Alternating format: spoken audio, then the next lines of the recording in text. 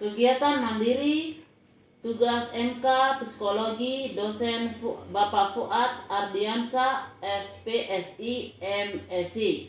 Nama Dewi Murniasi. Pertemuan ke-6 materi keberagaman sosial budaya, diversitas sosial kultural. Mendidik anak dari latar belakang sosial ekonomi yang berbeda.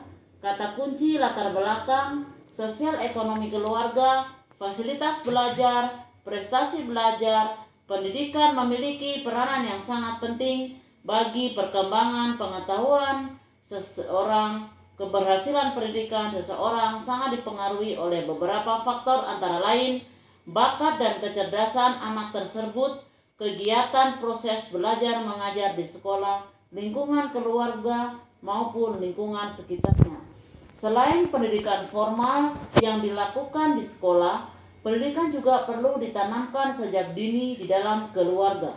Pendidikan keluarga merupakan sumber pendidikan yang utama karena segala sesuatu tentang pengetahuan dan kecerdasan manusia pertama kali diperoleh dari orang tua dan anggota keluarga sendiri. Keluarga seringkali disebut sebagai lingkungan pertama, sebab dalam lingkungan inilah pertama-tama anak mendapat pendidikan, bimbingan, asuhan, pembiasaan, dan latihan. Permasalahan ekonomi dalam keluarga akan sangat mengganggu kelancaran pendidikan bagi seorang anak. Banyak siswa yang terpaksa berhenti sekolah karena masalah biaya, dan mereka harus mencari pekerjaan untuk membantu orang tua memenuhi kebutuhan hidup. Menurut beberapa ahli, Hamalik mengatakan bahwa tingkat pendidikan orang tua, tingkat ekonomi, sikap keluarga terhadap masalah-masalah sosial, realita, kehidupan, dan lain-lain. Faktor-faktor pemberi pengalaman kepada anak dan menimbulkan perbedaan dalam minat, apresiasi, sikap, dan pemahaman ekonomi, pembendaharaan bahasa, abilitas berkomunikasi dengan orang lain, motif berpikir, kebiasaan berbicara, dan pola hubungan kerjasama dengan orang lain. Perbedaan ini sangat mempengaruhi dalam tingkat laku dan perbuatan dalam kegiatan belajar mengajar di sekolah. 2. Saifullah 1981 mengemukakan bahwa status sosial orang tua pada suatu ketika dapat menentukan sikap mereka terhadap pendidikan, dan status ekonomi menentukan kemampuan keluarga yang menyediakan fasilitas belajar yang diperlukan anak dalam menelah bahan pelajaran di sekolah.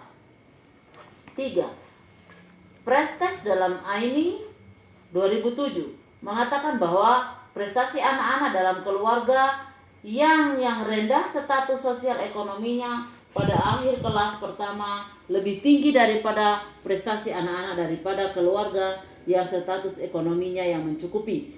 Hal ini terjadi karena anak-anak di latar belakang sosial ekonomi yang rendah lebih cepat menyesuaikan dirinya dengan sebuah tugas atau pekerjaan yang baru daripada anak-anak dari latar belakang sosial ekonomi yang mencukupi. 2.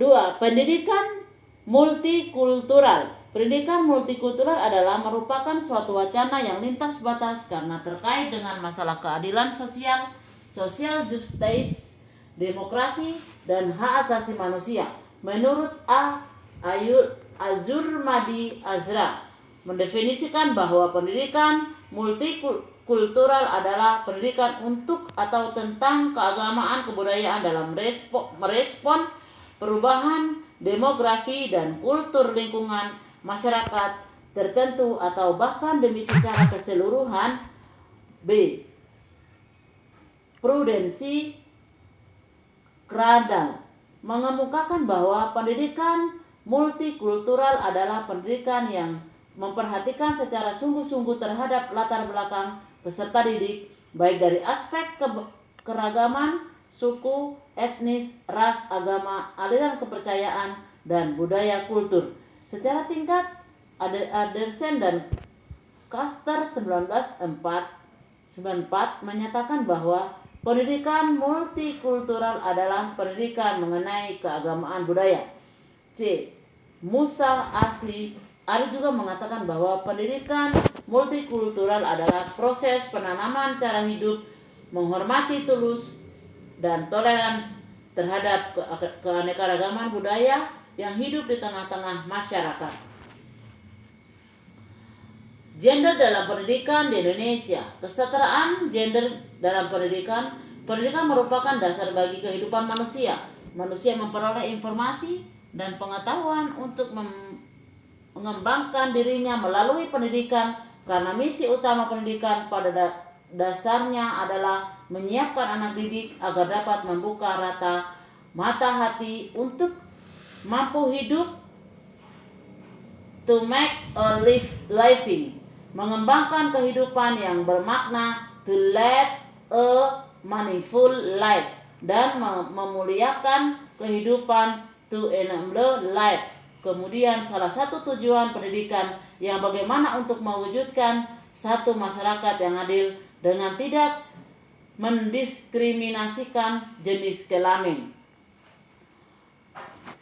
Tetapi kenyataan ada saja diskriminasi dalam pendidikan yang mengharuskan beberapa upaya untuk mengatasinya. Salah satu di dalamnya adalah dengan merumuskan kurikulum yang memiliki perspektif gender.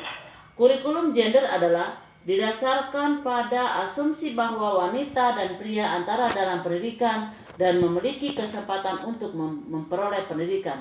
Gender adalah perbedaan yang bukan biologis dan juga bukan kodrat Tuhan. Konsep gender itu sendiri harus dibedakan antara kata gender dan kelamin, seks.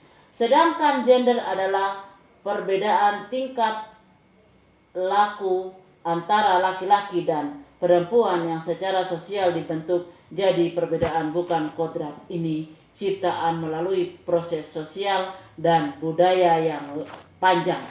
Terima kasih.